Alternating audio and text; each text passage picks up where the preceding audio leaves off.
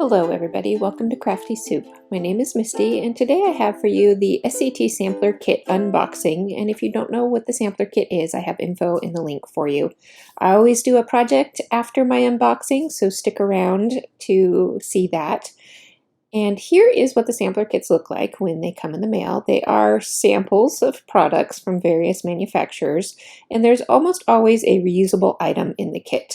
So this time we have a traveler's notebook in here. Now usually they will give you a word embellishment that matches the theme word for the kit, and here's the card that has the information with the theme word on it.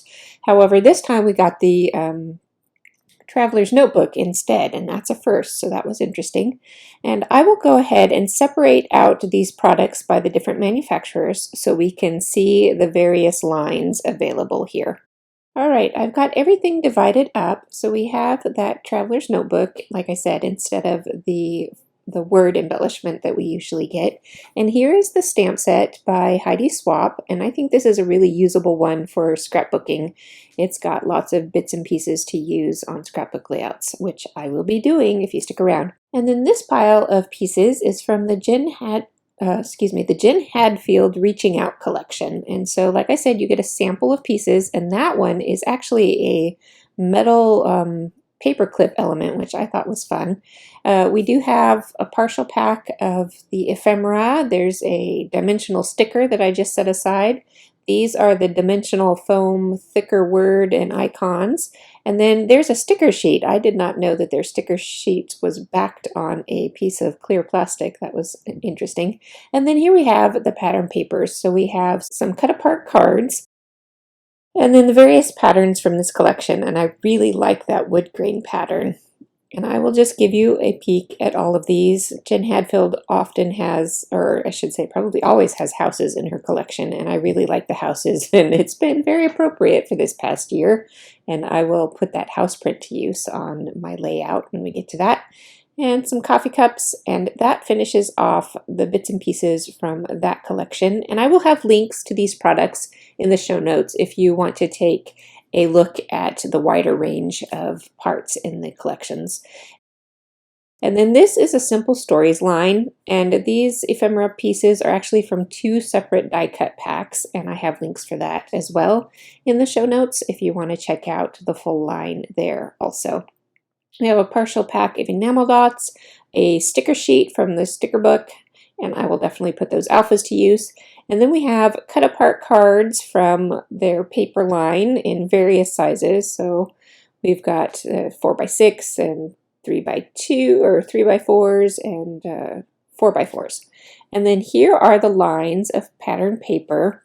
Now the color palette on this collection, being a kind of a summer line, it kind of surprised me. It very much has this fall color palette going on to it, which the oranges and the deeper reds are not quite my thing, but the B-sides had enough choices in there that I will be able to use those up.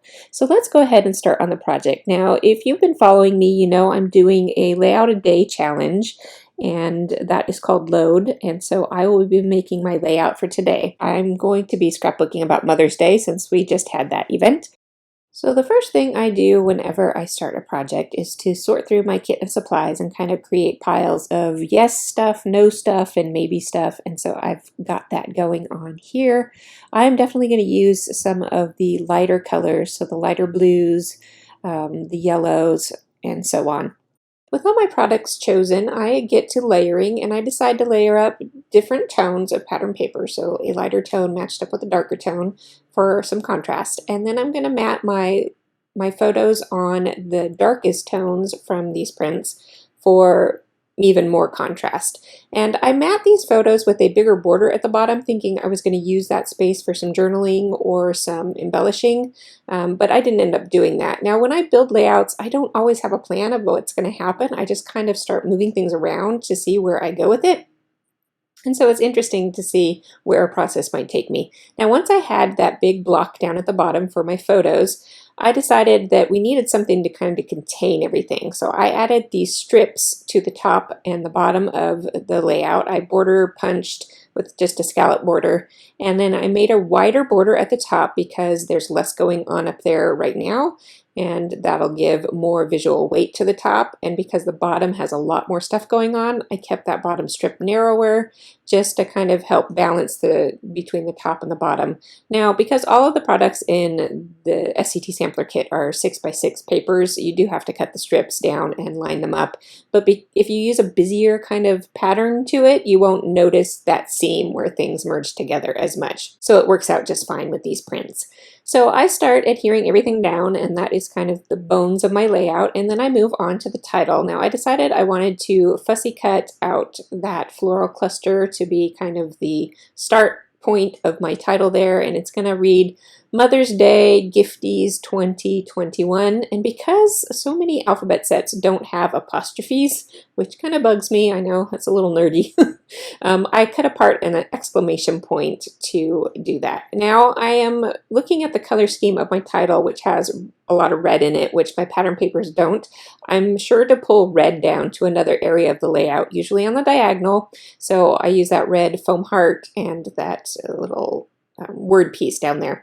Now I'm adding to my title where it's going to say 2020, and because I didn't have enough letter or numbers in each font, I decided to go ahead and piece together the two different fonts. So the 21 is smaller, but because it's darker and it sits on top, it has more weight to it, so you're going to notice that, even though the camera right now kind of notices the 20 more than anything else.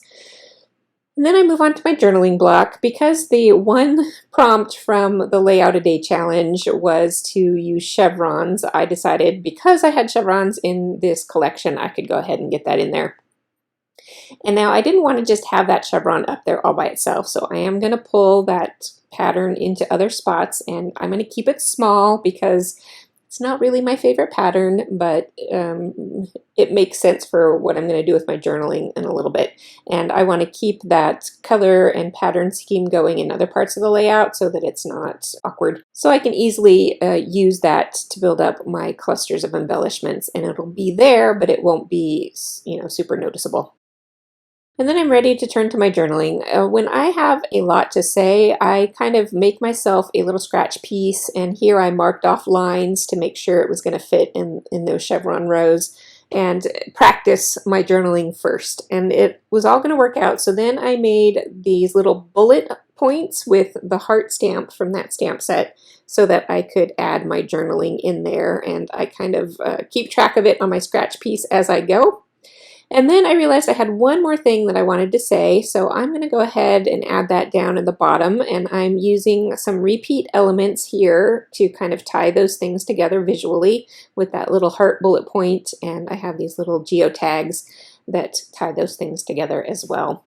And then I'm ready to adhere all the little bits and pieces down to finish off this layout. I did add in a few arrows to my clusters of various colors that fit with the title. I thought I wanted to add more little embellishments to the journaling block area, but it really kind of wasn't working. Everything was getting a little bit busy at this point. However, I did realize that that little flag banner that I made in my title was kind of plain, and so I stamped the little flag banner on more of that wood grain paper, and I'm going to cut it apart right on the stamp lines and then adhere it to my banner so that gives it a little bit more dimension. So at this stage in my process, I'm looking for those little kind of things that can add just a touch of finishing element to these things. So I pull out my enamel dots at the very end, and that is my last finishing touch to this project, and that will call it done for now. I will leave you with some close-ups, hopefully, so that you can see some of those bits and pieces I mentioned before and the details that I talked about. So that is it for today's layout. I will be back tomorrow with another layout in my Layout a Day challenge. I do hope you'll come back. And if you have any questions about any of, what is the load challenge, what is the SCT Sampler Kit, and what are these products that I looked at today, you will find links in the show notes. So I will see you next time.